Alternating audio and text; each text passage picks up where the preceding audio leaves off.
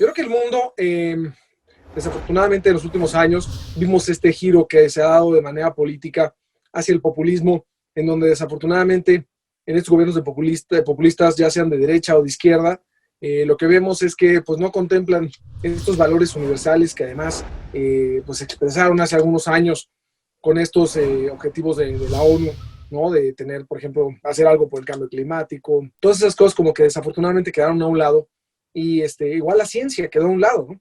Entonces, insisto, sin importar si el populismo venía de izquierda o de derecha, desafortunadamente se apoderó de muchos países y esto pues ha sido un retroceso bien importante, un retroceso a la globalización, un retroceso en muchos sentidos. Ahora, creo que la pandemia, a pesar de que obviamente al agarrar al mundo con este giro populista, en donde además, por ejemplo, en la crisis de 2008-2009, los países pues, crearon el G20, el G20 no existía, ¿no? Existía el G7, en esa crisis se creó el G20, y el G20 pudo llevar a cabo políticas coordinadas, fiscales y monetarias, y pudieron sacar al mundo adelante. Entonces, en esta, la verdad es que había muchísimos cuestionamientos en el mundo sobre de qué manera iba a servir o de qué manera se iban a coordinar las políticas para sacar al mundo de una crisis económica pues sin precedentes contemporáneamente. Claramente pandemias el mundo ha tenido pues muchísimas, ¿no? Yo creo que las más documentadas son la de 1350 de la peste negra, la peste bubónica, y así nos vamos. Pero con la información económica que tenemos hoy, esta es la primera, ¿no? Afortunadamente, a pesar de la falta de coordinación de los jefes de Estado, los bancos centrales y las autoridades fiscales sí se han podido poner de acuerdo, igual las autoridades de salud, en materia de cómo atajar la pandemia desde diferentes frentes de manera coordinada a nivel global, y eso ha ayudado mucho, insisto, a pesar de que muchos jefes de Estado pues, no están en esta coordinación global, ¿no? Creo que es bien importante que siempre las crisis ofrecen también oportunidades. Entonces creo que una de las grandes oportunidades es que, por ejemplo, en el lado del cambio climático, mucha gente piensa, o pensaba, y hoy hay más conciencia al respecto, que el cambio climático era algo que pasaba cada miles de años o cada cierto tiempo, las glaciaciones, etcétera, y que estábamos en un episodio así, y que el ser humano no tenía nada que ver con el cambio climático. Y creo que ahora que se hizo este experimento pues, social, mundial, de apagar la economía, ¿no? Al menos unas semanas, unos meses, que de otra manera no se hubiera hecho claramente, pues creo que quedó claro al ver fauna silvestre en las ciudades, ver también fauna que no se veía en las playas, de nuevo volverla a ver, ¿no? Ver cómo bajaron, por ejemplo, todos los gases de efecto invernadero, ¿no? De diciembre del año pasado a marzo, abril, bajaron 17% los gases de efecto invernadero en el mundo. Y, por ejemplo, el dióxido de nitrógeno, que como ustedes saben, es otra de las sustancias consideradas pues, muy, muy contaminantes en las áreas urbanas, bajó 35% de marzo a abril de 2019 a marzo a abril de 2020 en las principales ciudades del mundo. Entonces, creo que hoy hay conciencia de que el cambio climático, el ser humano sí tiene incidencia en el cambio climático, y creo que eso es algo bien importante, y esta conciencia lo que nos debe de impulsar, tanto a nivel personal como de empresas, como de gobierno, pues es a lograr una recuperación verde, ¿no? Una recuperación sostenible, que además, recordemos que el año pasado una cosa que marcó al mundo, un fenómeno social, fueron las protestas muy violentas, que bueno, aquí en México recordamos mucho las de Santiago de Chile, pero hubo protestas en Colombia, en Bolivia, en Perú, también en Ecuador, en muchos lugares de América Latina, en Líbano inclusive tiraron al gobierno, ¿no? Y en muchos otros lugares del mundo, en Hong Kong, y a lo mejor eran diferentes las razones. Por ejemplo, en Líbano fue porque querían ponerle un impuesto a las llamadas de WhatsApp, ¿no? O por ejemplo, en el caso de Santiago de Chile, porque querían subir el precio del metro en las horas pico, que ni siquiera era un incremento muy relevante, pero no era eso, es esa falta de igualdad, ¿no? Esa desigualdad que hay en el mundo y que en México no estamos ajenos para nada, que hizo que hubiera todas estas protestas. Entonces, si ponemos todo en conjunto, yo creo que tenemos una gran oportunidad como planeta de salir adelante fortalecidos con una recuperación sostenible que no nada más tenga que ver con temas verdes, sino también con temas de equidad de género, con temas de desigualdad económica y socioeconómica, con temas de inclusión. Entonces, yo creo que eso, y me gustó, te puedo decir, que las reuniones del Fondo Monetario y el Banco Mundial de hace ya casi un mes, una cosa que vi en los líderes globales como Larry Fink de BlackRock, o de Jamie Dimon, de JP Morgan, ¿no? Que fue mi jefe en algún momento, platicando ellos en sus conferencias, la verdad es que sí sentí un compromiso mucho más fuerte del lado empresarial a esto. Uno, no estábamos preparados para la pandemia, definitivamente.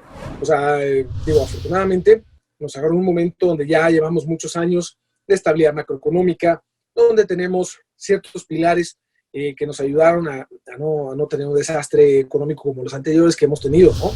Sobre todo en los 80s. Por ejemplo, este año nosotros estamos pronosticando una caída de 9% del PIB. Nunca llegamos a los dos dígitos, traíamos 9.8 y recientemente, ante la reactivación que hemos visto un poco más rápida, lo tenemos en -9. El consenso sigue más o menos en -10, depende de la encuesta.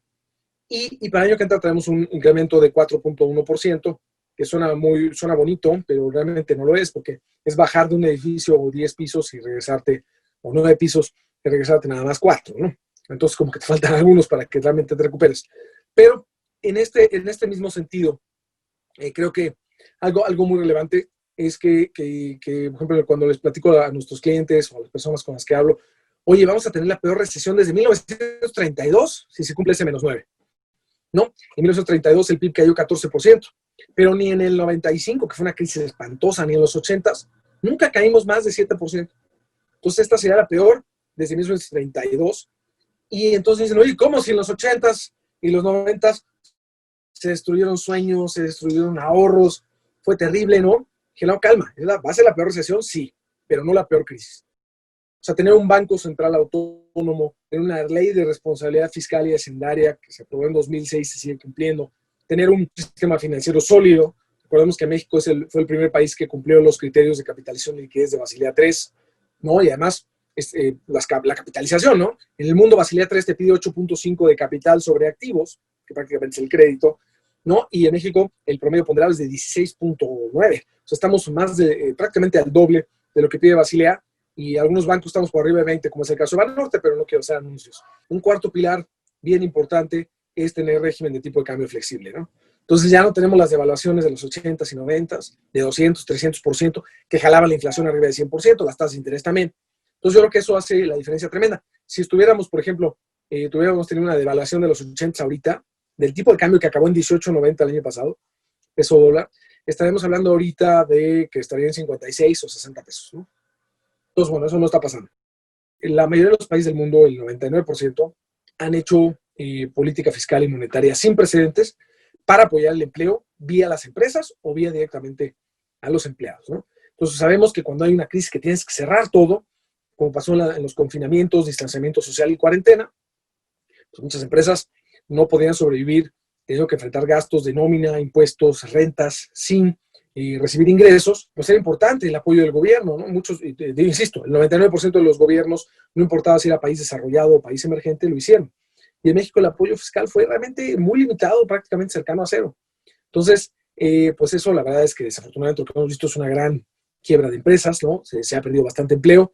En el neto, a pesar de que ya pasó lo peor, en los empleos formales tenemos un saldo negativo de 700,000 empleos formales, y además tenemos cerca de 4 millones de personas en el reporte de empleo, que toma en cuenta también la parte informal, que dicen que no tienen empleo, pero además que no lo están buscando. O sea, a lo mejor están viviendo de ahorros, de una remesa que les mande algún hijo, algún familiar, pero eventualmente esto se acabará, necesitarán buscar empleo, y es probable que la tasa de desempleo suba más de lo que ya subió, que subió de 3.3 en marzo por ciento a 5.1% actualmente, el último dato de septiembre.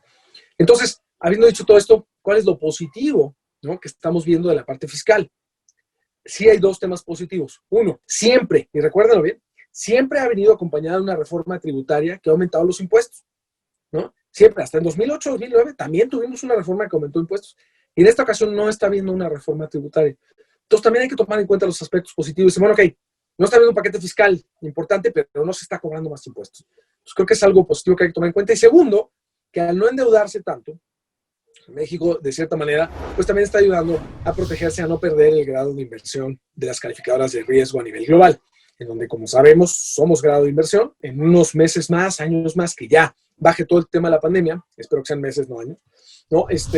Lo que veremos es que muchos gobiernos que van a quedar endeudados hasta el cuello, y en el caso de México, pues no va a ser el caso. Entonces yo creo que es un punto positivo a destacar.